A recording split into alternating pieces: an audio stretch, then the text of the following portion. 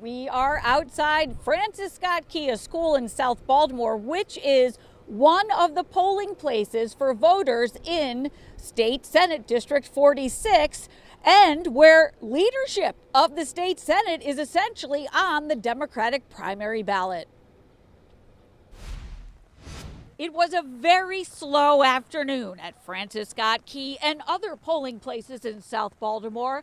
While bad weather can depress turnout, it did not appear to dampen the spirits of people at the polls, including the candidates in the Democratic primary for Senate District 46. I feel great. Obviously, I wish it weren't raining, but it is. And so, I really hope that people come out. I'm seeing a lot of rain, but I'm also seeing a lot of people who are enthusiastic to get out there and vote despite the rain, which is amazing. The incumbent Senate President Bill Ferguson out on the stump for himself for the first time in more than a decade. I've had the opportunity to lead, and I've learned a lot in this campaign that I've got to talk about it more. And so this has been an opportunity to talk with residents, knock on their door. I've talked to thousands of people on their doorstep to remind them that we live in an amazing city and have so much opportunity, but we're going to need leadership to get it all done. Ferguson facing a vigorous grassroots challenge from sailboat captain and social media personality Bobby Lapin.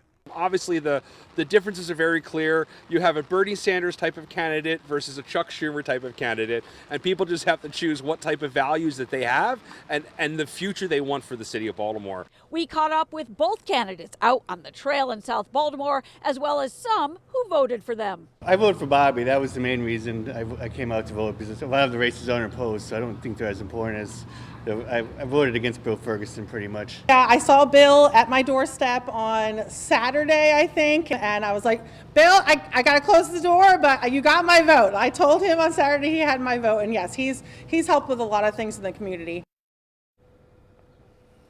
One thing we noticed talking to voters today, when they talked about these two Democratic primary candidates, they talked about them in the first person, first name basis only. It was Bobby or it was Bill. And that says a lot about the strength of the ground games for both of these candidates in their campaigns.